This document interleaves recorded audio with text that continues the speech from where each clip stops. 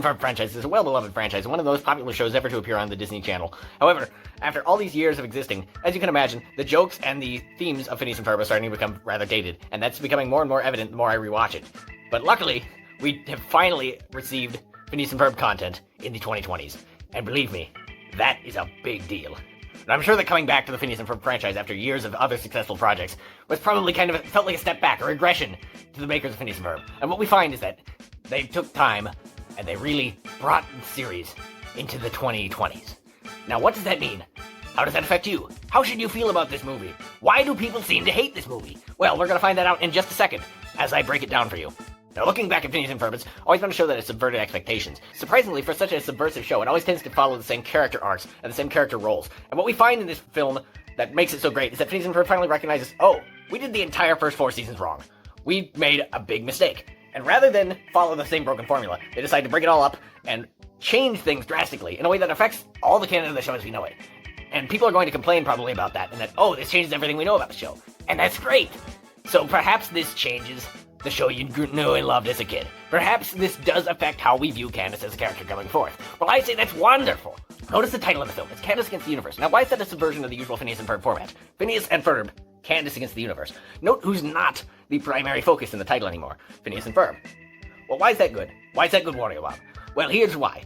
Phineas and Ferb, as characters, are the ultimate Gary Stews. They have unlimited power. They can do anything they want. They're so powerful. And yet their sister is a joke. Their sister has always been a joke. It's, Mom, they're doing this, Mom, they're doing that. Get them, Mom. Here's the problem with that. Candace is such a two-dimensional character.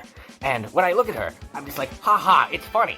I find it funny that she cannot ever succeed. That's funny, because she's the Wile E. Coyote character. See, this is why this film is so progressive, because we're moving this character and making her not just a flat two-dimensional character, we're making her three-dimensional. We're giving her depth and range as a character. No, she doesn't just do these things out of a primal selfishness or an anger at her brothers for being better than her. No, she does this because inside she feels something. She has a deep inferiority complex, all these complexes that psychologically we could take days to analyze here, but I don't have the time to do that. Here's why it's so great. Because when I watch Phineas and Ferb now, I have to look at myself when I laugh at Candace. I'm like, am I thinking I'm better than this person? Is this how I think about people around me? Am I a Candace who's constantly having the punch up at the others around me? Or am I constantly, like Phineas and Ferb, punching down at all the others surrounding me who are lesser than me? Who cannot compare to me? They don't know that lightning bolts shoot out of my fingertips. They don't have any kind of comprehension of the things I'm capable of. Well, that's why Candace is now such a compelling character, and I think she really has developed an arc that I think will make her relevant, and maybe make her the star of the new season of Phineas and Ferb. And another reason why that's great is we find the Phineas and Ferb female characters to be very, very, very, very, very simple. We have Isabella. What does she like? Phineas. That's about it. We have Candace. What does she like? Jeremy and, busting the boys. Yeah, that's it. What we find is we're rounding out these characters. We're making them more in-depth and complex. And, I think this is better. Because if you look at Phineas and Ferb, they have so many things that like. Phineas has all these complex interests, and Ferb, even in a few words, we can read such a depth of psychology into him that we really don't get out of Candace and Isabella. And in this movie, I think Isabella's also given a time to shine where she gets to show that she is really the most smart person in the room, and she always has been. She's smarter than Phineas and Ferb. She's smarter than everyone, and always has been. I mean, Doofenshmirtz, who has designed innators that, were it not for his own complex, incomprehensible stupidity, could take over the entire universe. Isabella's smarter than him, and she proves it in song form. You have any idea how significant that is? She beats him in a song of his own design. She makes him look foolish and infantile in a song that he's writing. This is so important for the genre, because now, moving forward, we will see that Isabella and Candace are the leaders of the genre. My favorite episodes of Season 1, 2, 3, 4 of Phineas and Ferb have always been the Fireside Girls standalone episodes. Those are the best episodes of the entire show because they really let Isabella and her girls shine. They have such complexity of personality, you just never see it. They have such funny moments that we never get to see because they're always living in the shadow of the male characters in this. And this is why this is such a good movie for the 21st century. Why this is the 2020s Phineas and Ferb that strikes back and, we made mistakes, we're fixing them. Because, finally, the female characters are at the front.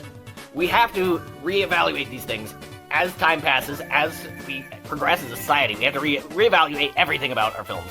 And I think that's one of the things that makes this so great. But let's just look at the surface level. The jokes. I'm not gonna lie to you, I was floored by how funny this movie was. Every joke was an absolute banger. And especially the ones where they held it. The holded jokes. Let's give you one. Right now. and then we'd push back into the storyboard.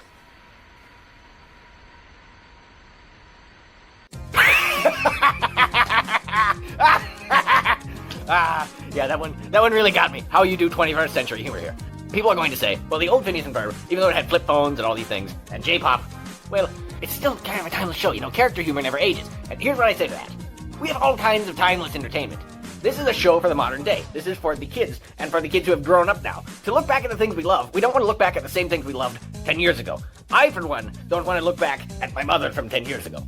Like, no, people should change and evolve. I don't want to see the things I love the same way now that I'm 10 years older. Now I want to see them in an all-new, updated way that is here with the times. And this is really what CANDACE Against the Universe does for the film. And I really appreciate that. First of all, let's take a look at this joke. It's kind of entrancing, have you noticed the dancing? But really, Peter Solo is everything. You see, this is how you do relevant humor. This is how you bring the movie into the modern day. You bring in very relevant references, culturally, like, I loved when Despicable Me 4 did this as well, when they had Vector doing the floss on the screen. I felt like that was really, really, really a way to resonate with the children, and also a way to resonate with the TikTok generation that we are rapidly becoming. I just want people to know that if you had a problem with the amount of situational attempts at relevancy, like hello fellow kids moments in this movie, I think you need to reevaluate yourself. I think you need to get up off your high horse and stop saying, oh, well, I don't want to move with the times. Buddy, if you don't need to move with the times, I'm starting to question whether you need to be with us. I mean, we as a society are rapidly progressing, and if you aren't able to move with us, you should get out. Immediately. I'll remove you, forcibly. This, right here, is what I'm gonna get mad about. Because this is why there's such a negative reception to this movie. Oh, this makes Candace look stupid. Oh, this makes me sad every time I see Candace on screen now. Oh, Candace being a joke now is ruined. I have to be a bad person for laughing at it. Yeah, you do! And you should be fine with that. If you don't like the way you feel, then reevaluate yourself. If you don't like how this affects the larger canon of Phineas and Ferb, well, first of all, it was written by the same writers, so it's canon, and there's nothing you can do about it. Second of all, just because it's a sequel doesn't mean it has to completely obey everything that has been said in the past. We have to be evolving, and on its own merits, this is a very, very good movie. Does it completely obey the things set up by the earlier episodes of Phineas and Ferb? Well, no, of course it doesn't. But, it's a beautiful piece that really shows where we're going as a society, and it moves in the proper direction. And I am getting really tired of all the people who are bashing on this movie all the time, and have all these problems with it. I'm tired of having to play the fake mad online all the time. You know, I'm tired of seeing people just looking for something to be angry about when this is really a masterpiece that should really be uniting us. Is it unique? Is it new? No. But we've changed it. In the Queen of Mars story, which everyone is saying this is a ripoff of, which, first of all, have you ever heard of Unfair Science Fair Redux? This is the sequel.